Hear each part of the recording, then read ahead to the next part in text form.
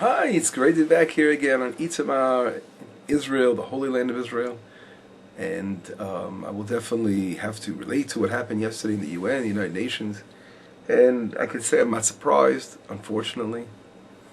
Um, it's amazing, it's hard to believe that the nations of the world are constantly, throughout the ages, been very consistent, as you could say, of going against Israel. And that's exactly what we saw yesterday in the United Nations. And of course, we thank those nine nations that did stand together with Israel, and even those that abstained. It's better than nothing.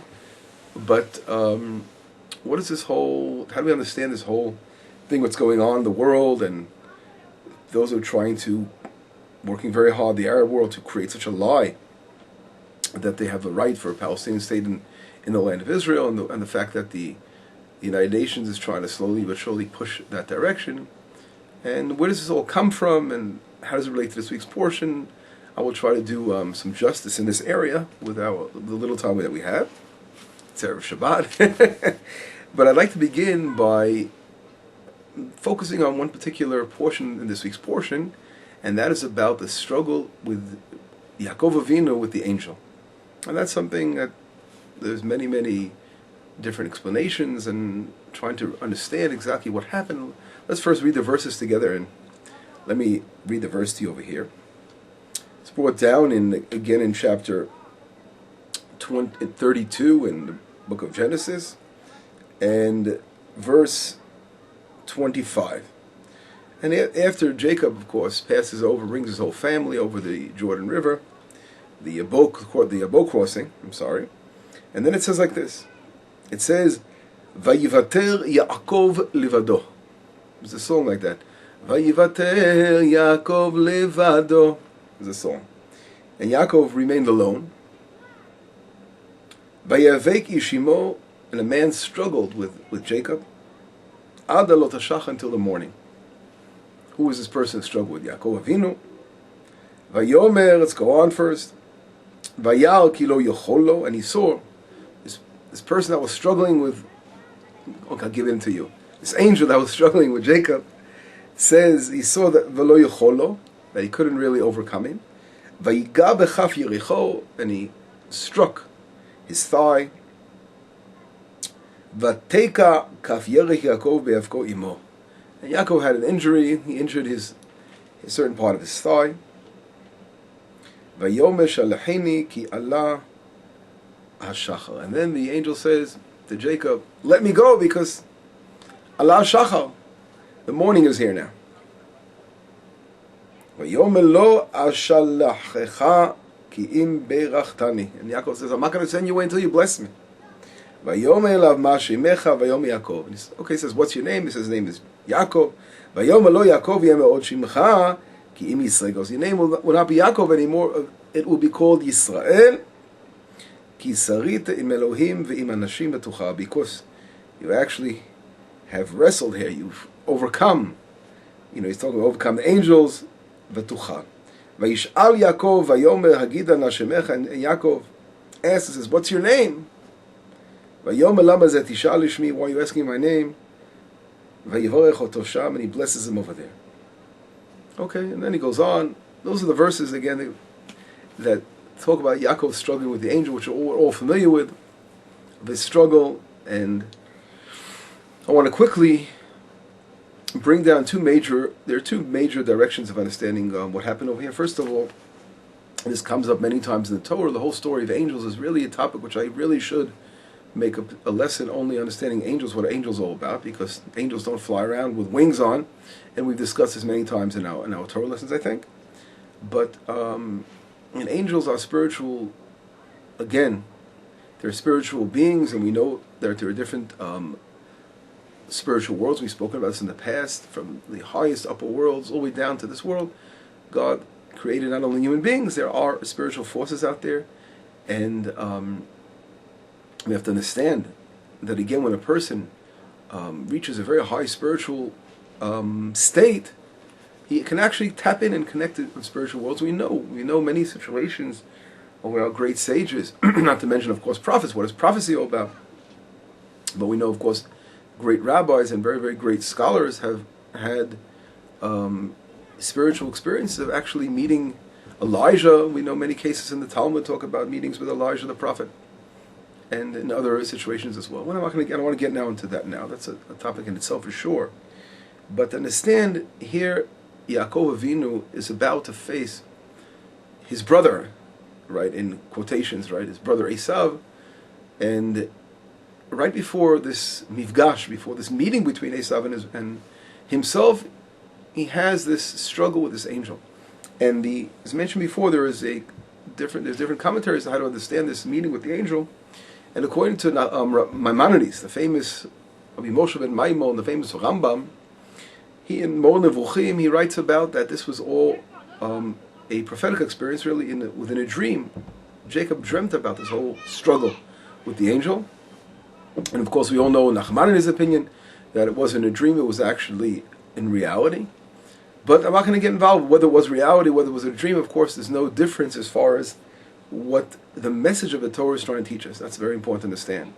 And the commentaries are trying to understand, of course, Pshutoshim, the simple meaning of the text, understanding did this happen directly the way it's described, or was it a metaphor, metaphorically speaking, in a that's another way of explaining certain things, a metaphor, and certain things are, of course, prophetic within a dream form, because we know that dream is a certain type of prophecy within a dream, prophetic experience within a dream itself. Just like Jacob had this, when he went to sleep and he dreamt about the ladder, and there were angels going up and down the ladder in many situations. So the question always is asked whether we have to, when we're studying the Torah, a lot of times there's the Rambam, Maimonides, defines this particular experience that certain times Nachmanides will define them as real live experiences, he'll define them as dream form, prophecy within a dream. And so we'll just put that all aside just to know that this discussion exists throughout the Torah, especially with dealing with the angel stories. There are many different other instances in the book of Genesis that deal with angels, which can be seen in the same light, just like when Abraham went out of a tent and he met those three angels. Was that a dream experience? Again, it was a prophecy within a dream, or was it actual live experience? Well, I'm again putting that aside, because we have to understand that there's really no difference as far as the message behind, which I mentioned before, the message behind this whole story. And the question really is, what is the message? Okay, if there's no difference, what is that message that the Torah is trying to portray to us and to teach us? But the struggle of Yaakov Avinu, of Jacob, with the angel. And in order to understand this, there's something that was, I'd like to bring down an interesting, I'm trying to recall who mentioned this, Rav Nachman, I think, Kuchman. Going back in, the 1800s, one of the philosophers of the 1800s, I really would like to quote what he said, and this particular explanation, I think, is a very important understanding of this concept of the angel we're talking about over here. And he brings down something interesting explanation by saying that, we know there's a famous concept brought down in the Torah called Sar, Saro Shel Esav, like the ministering angel of Esau, or Saro Shel Uma, or ministering angel of a nation. So we know there are 70 nations of the world, and every nation really has a ministering angel that ministers over this particular nation. And it's brought down many times in Midrashim and source work. And the question is, what does this mean, a ministering angel over a certain nation? And this Rabbi Nachman, he comes down with an interesting explanation. He's saying that it refers to the spiritual direction of that nation, which means where is the spiritual, stance of that nation? Okay, so for example, let's take an example of Rome. Well, no, Romans, going back, what happened? Rome doesn't exist anymore. We're talking about ancient Rome. They had their culture and their whole spiritual existence that they had of Rome. And what was their mission in life? What was directing them? So that whole direction, that whole educational, I wouldn't call it educational, we don't want to call that whole philosophical direction that they have, it's leading them, their doctrine, their theology, you want to call it. Whatever is leading, although it was idol worship, right? That whole way of acting and culture is really their ministry angel. Because those are the spiritual powers that are leading them and directing them in direction. Of course, every nation has something to do with that. And this is what he explains as, again, the struggle with Jacob over the angel is that we see, of course, the spiritual concept of Esau, of course, his whole direction in this world and what he wants to do in this world. We all know it's evil in this world. And of course, on the other hand, Jacob having to overcome that. That's a very interesting explanation. I think it's a similar explanation is brought down in the Malbim, one of, again, the great commentaries, who brings down that this struggle really was more like a mental struggle. It was going on in the nefesh, in the soul of Jacob. He was struggling against two forces that he had within him to overcome the Esav forces, which are those physical and materialistic forces that want to bring a person down into the world and to forget the godliness within him, and he having to overcome that, having to struggle with that. That's another way of looking at this in a way. That's, again, every person has within him that Esav within a person, that evil urge, as we call it. We'll put that as a side thing. But again, getting back to this concept of that every nation has a spiritual, cultural direction that they're leading themselves to. This is all opposes on one hand Jacob. Now why? Because the struggle of understanding, this is a very, very interesting concept which we mentioned a few times, and we'll have to mention again, understanding what it is for the Am Sgula, for the chosen people of Israel. This is a concept which has created more anti-Semitism in the world than you can that we all know about, that the nations of the world do not have a lack of understanding of Israel. And a lot of times they think that the Israel are, or maybe more, they're proud and they're arrogant, and that they're always thinking that they think of the Jewish people that we think we're better than other people. And this creates a lot of anti-Semitism in the world. But they don't really understand what this concept of Sgulat Yisrael means, what this concept of meaning that we are a chosen people. And Yaakov, it's all reflected within really Jacob. Jacob's whole being is really separation, to separate on one hand himself from the nations of the world, and from his brother Esau, which represents the nations of the world. And as we see this, going back in last week's portion, we read about Lavan. His wife, he takes out of that situation, but he never, unlike Abraham, where Abraham goes around and he's trying to convert those and bring people to the light of God. He's working very hard. When he comes to Israel, he has 70, the 70 people that he brought from Haran, and his wife Sarah, brought the women, and he brought the men, and they were bringing under the wings of heaven. But we don't see anywhere in the whole struggle with Jacob, with Lavan, Yaakov, we don't see him trying to convert Lavan into leaving away his idols and following God. Yaakov really keeps quite a distance between him, as we know. And also, last week we read about all about the Gal'ed, the monument that they actually built out of stone, which really represents this difference. You're on that side, I'm on this side. Jacob always was into segregation. He didn't want to mix again with Lavan. And when he comes back to Israel now, as a deal with Esav, the same thing goes on over here. Esav, of course, is preparing himself for war in a very realistic way, knowing that this could be it. He has to really maybe fight off the evil force of his brother, unfortunately, coming against him with 400 men. On the other hand, he's preparing presents to try to placate him, whatever it is. But in the end, when Esav says to him, please, why don't you come with me? And Yaakov says, something, I have I'm worried about the flock and the children. We'll meet up with you one day. One day we'll meet up with you. You continue going on. And that's what happens. The end of times, the times of Messiah, there will be a meeting between, again, Esau and Jacob. And the point is, again, is segregation. And that's what the story of this angel is all about. It says, Vayivater Yaakov levado, and Jacob remained alone. And he struggled with the angel. Which meaning, this whole struggle of Jacob had of remaining alone. What does it mean, remaining alone? His entity as being, again, the father of the Jewish nation. From Jacob had all the sons, there's 12 sons, the 12 tribes, they all stem from Jacob, they're all pure. There was no people separated out from Jacob like we saw beforehand, how Esau was separated out, and how Ishmael was separated out. But here all 12 sons were going to be the founding stones of the entire nation of Israel. No one's being separated out anymore. In order to maintain this personal family nation building, it's going to start as a family, it's going to become a nation. Jacob was very, very careful not to let Esav mingle into the family in any way. And this was the struggle. Again, Jacob remaining alone. Vayivater Yaakov, he's remaining alone. This brings us back to, later on we're going to read about, when we get to the book of Bamidbar, of Numbers, we read about how, in the portion of Balak, how Balaam, the prophet Balaam, he was an evil an example of prophecy amongst the nations, but an evil man, Balaam, as we all know. But when he prophesies about redemption, what does he say about the people of Israel? Am livadad yishkon. Okay? He says a nation will dwell alone. Ubegoyim lo yitchashav. And he will not be encountered amongst the nations. And when he looked at this prophecy of Balaam, of course, this was one of the greatest prophecies of we know about Messiah is all into Balaam, when he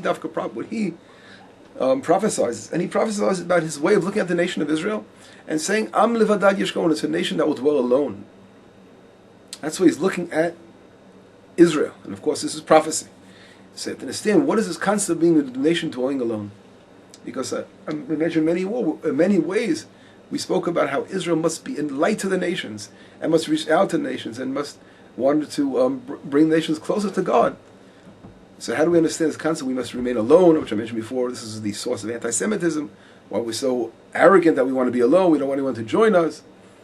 And we try to, when people want to convert, we push them away. Not like other people want to spread their religion all over the world. They're trying to spread their words and things like that. And they're trying to convince people to pay anything to get someone to convert to their religion. But Israel is the opposite. We try to push. We know so many people that, we're trying to, it's like an overabundance of people want to convert to Judaism today. And they're being pushed away. Because that's what we're supposed to. We don't really want to, we don't want to go out and have people convert to Judaism. That's not really the job of the Jewish nation. It's to be a light to the nations, but not to convert people. Unless someone is very, very adamant that he really wants to be part of the nation, then we have to give in, and there's a room for that as well. But our whole concept of understanding what Israel is about is understanding that on one hand we have to remain separate, which means we don't, intermarry. We maintain our identity as a nation of Israel. But on the other hand, of course, we have to reach out to the nations of the world. But that's through our maintaining our strong identity. Now, those Jews that did not act in this way, what happened to them? They completely assimilated amongst the nations of the world. They intermarried. Their children, in many instances, are not Jewish anymore, and they're lost. But those who have maintained their identity of the Jewish identity throughout the ages, exist today, and that's the nation of Israel that survived thousands of years of persecution and suffering throughout history. And now we're back in our land again, and this whole struggle again of Yaakov and Esav is coming back all the time. It still it hits us in the face all the time. But this whole concept that we mentioned before, the struggle of Yaakov and Esav, is this whole struggle. Esav trying to wrestle with Jacob, trying to break down the barriers, and trying to say, give up your special quality. Don't forget that the whole struggle between Jacob and Esav was over who's going to be the firstborn, which Esav, of course, sold to Jacob. So this struggle, who's going to lead? Let's just, they want to throw down the barriers, and unfortunately, that's the struggle that's been going on for many, many years. And unfortunately, a lot of Jews have fell down and fallen into the hands of Esau, and have lost their Jewish identity. And that's a big struggle here, which is really behind this whole message of the angel. And I think what's happening now, let's go back to the story of the UN. What happened again yesterday with the fact that the United Nations, came along, and which was not surprising, they voted for the Palestinian state. Again, the myth of a Palestine doesn't exist. This myth does not exist. There's only one room on this side of the Jordan for the land of Israel, for one state of Israel, one Jewish state. And understanding the concept, a lot of people say this is persecution. How can you do this? There are Arabs living in Israel. How can you say such a thing when there are other people living here, and there are millions of Arabs living in Israel? How could you say they have no right for a state like anyone else does? And the answer is, this is a lie. It's a historical lie that they've entered into history. You have to realize that the Torah, again, is our deed to the land. God has given the land to the Jewish people. It's our inheritance, and it's not the inheritance of the Arab world. They have 21 other Arab countries they can go to freely and live there. We've always said we have nothing against those who want to live in peace in Israel. But to understand, to take away, by giving away part of the land of Israel and saying this is going to be a Palestinian state, is trying to say, giving away our identity. It's the same struggle of Esau, the angel with Jacob, trying to say, listen, give it all up. Just all mingle in. You can give away your land. It's not understanding what the whole identity of Israel is all about. The deep thing behind this is that they're being led and fed by a culture, we spoke before, by the ministering angel over these nations, that is really is taking them in a spiritual direction, which is again the dark side. Not understanding what the Jewish nation means and what Am Yisrael is all about, and that end up doing damage to the entire world, because the world will benefit and be blessed through understanding the identity of Am Levadat Yishkon, that Israel will dwell as a nation in its land, and as a separate nation in its land. Understand that this is a special place. Israel is a country for Israel, and it's not meant to be a haven for the nations of the world. It's meant to be a Jewish country in order to do our job. And that's what the world has to stand up for. And I'm, of course, very, very, very, very happy and optimistic when there are those, although there were very, very few, 9 in number, that stood up for Israel, including Israel, and said, we're with you and we're standing together with you. And of course, those who will stand with Israel will be blessed, as it says, within you. It says in Abraham, within you, all the nations of the world will be blessed. Those who come and bless Israel will be blessed, and those who stand with Israel will be blessed for that. Again, I want to try to focus on this. Israel is not arrogant, and Israel is not a racist, but we are a nation that has a special purpose in this world, like every other nation has their own purpose. And our purpose has to do with the land we live in, and building our temple, and establishing the kingdom of God in Israel. And those who want to fight against us and prevent us from holding on to our borders of our land are again trying to war against the understanding the concept of Jacob. And this is the struggle again with the angel and with Jacob. The Rambam, Nachmanides, talks about this, a struggle throughout history. And exactly, of course, it's so apropos for today. So that's what I want to really focus on and see that. And the answer is, to win this struggle, of course, is through education and through teaching. When people start opening their eyes up and studying Torah and realizing who the Jewish people are and what their purpose is, they won't worry that we're trying to bite anybody, but we're just trying to really be a important influence of the world and bring godliness into the world. And that will make a very big difference. Well, anyway, it's been great to be back again. Have a great Shabbat, and Besorot Tovot. Good tidings and good news very soon. Shabbat Shalom.